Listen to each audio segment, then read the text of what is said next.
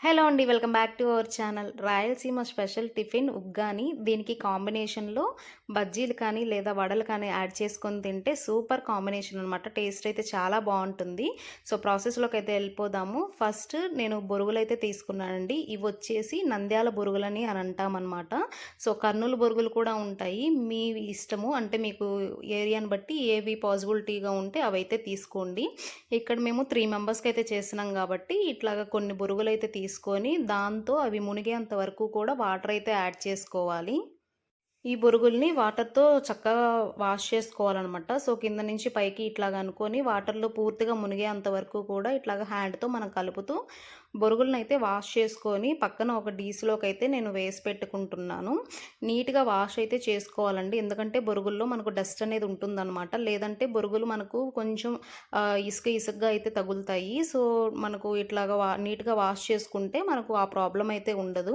అన్నీ వాష్ చేసుకున్న తర్వాత ఇట్లాగ ఒక ప్లేట్‌లోకైతే తీసుకున్నాను. సో, మొత్తం మెత్తగా అవ్వకోకుండా ఇట్లాగ పొడి పొడిగా అంటే ఎక్కువసేపు నాననివ్వకూడదు. వెంటనే వేసిన తర్వాత మనం వాష్ చేసి తీసేయాలి. ఉగ్గానీలోకి పొడి యాడ్ చేసేందుకు పొడైతే ప్రిపేర్ చేసుకుందాము. ఒక చిన్న మిక్సీ జార్ తీసుకొని దాంతో ఒక గుప్పెడు ఇట్లాగ పుట్నాల పప్పు ఉంటాయి కదా! సో, అవైతే వేసుకోవాలి. దాంతో పాటు ఒక చిన్న ముక్క కొబ్బరి కూడా ఇట్లాగ కట్ చేసుకొనైతే వేసుకొని మూత పెట్టేసి ఈ రెండిటిని ఒకసారి అయితే గ్రైండ్ చేయాలి.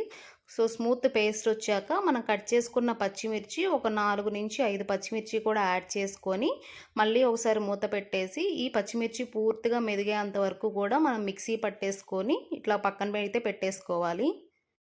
పొడి ఇలా పడితే సరిపోతుందనమాట. మనకు పచ్చిమిర్చి అంతా కూడా మిక్స్ అయిపోవాలి ఈ పొడిలో. ఇప్పుడు తిరగమాత కోసం మన గ్యాస్ మీద ఒక బాండవులు అయితే పెట్టుకొని దాంతో ఆయిల్ అయితే వేసుకోవాలి. ఒక 3-4 టేబుల్ స్పూన్స్ ఆయిల్ అయితే వేసుకోవాలి.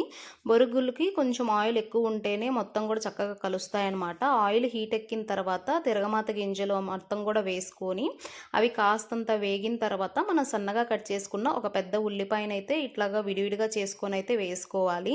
ఉల్లిపాయలు కాస్త వేగిన తర్వాత ఒక రెబ్బ కరివేపాకు కూడా యాడ్ చేసుకొని దాంతోనే ఒక 2 లేదా 3 పచ్చిమిర్చి కూడా యాడ్ చేసుకోవాలి కట్ చేసుకొని. ఇవి రెండు కాస్త వేగిన తర్వాత కట్ చేసుకున్న 1 లేదా 2 టమోటాలు అయితే యాడ్ చేసుకొని టమోటా కాస్త మెత్తగా అయ్యేంత వరకు కూడా వేపుకోవాలి. దీంతోనే 1 లేదా 2 టేబుల్ స్పూన్స్ మనకు పసుపు అంటే ఎంత కావాలో అంత పసుపు అయితే యాడ్ చేసుకోవాలి. పసుపు తర్వాత కొంచెం సాల్ట్ అయితే యాడ్ చేసుకోండి. దీంతో కల్లుప్పు వేయొద్దు. ఓన్లీ సాల్ట్ మాత్రమే యాడ్ చేసుకోవాలి. ఎందుకంటే ఆయిల్లో కదా, సో కల్లుప్పు కరగదనమాట. మనం సాల్ట్ యాడ్ చేసుకొని మొత్తం కూడా ఒకసారి ఇట్లాగా మిక్స్ చేసేసుకోవాలి. ఇలా గెరటితో కలుపుతూ మనకు కింద ఉన్న తాలింపు పైన ఉన్న బొరుగులు ఇట్లాగా మొత్తం కూడా మిక్స్ చేస్తూ బొరుగులకంతా కూడా ఈ తాలింపు అనేది పట్టేటట్లు ఇట్లాగైతే కలుపుకోవాలి. ఈ బొరుగులన్నిటిని ఒకసారి మిక్స్ చేసేసుకున్న తర్వాత మనం పుట్నాల పప్పు అయితే రెడీ చేసుకున్నాం కదా, సో అది కూడా తీసుకొని వచ్చి మొత్తం కాకుండా మనకు ఎంత పడుతుందో చూసుకొని అంత పొడి అయితే వేసుకొని ఒకసారి బొరుగులు మొత్తం కూడా ఇలా కలుపుకోవాలి. సో ఈ సమయంలోనే మనం టేస్ట్ అయితే చెక్ చేసుకోవాలన్నమాట. ఒకవేళ కారపొడి తక్కువ ఉన్నా ఈ పొడి అయితే యాడ్ చేసుకోవచ్చు. లేదంటే సాల్ట్ తక్కువ ఉన్నా కూడా మనం సాల్ట్ అయితే యాడ్ చేసుకోవచ్చు. సో ఇప్పుడు ఒక సగం నిమ్మకాయ అయితే తీసుకొని నిమ్మకాయ కూడా పైనంతా కూడా మనం మిక్స్ చేసేసేయాలన్నమాట. ఇట్లాగా ఒక దబ్బ నిమ్మకాయ తీసుకొని దాని జ్యూస్ అంతా కూడా పైన వేసేసి మొత్తం కూడా కలిపేసుకోవాలి. బొరుగుల్లో నిమ్మకాయ వేస్తే చాలా టేస్ట్ అయితే వస్తుందన్నమాట.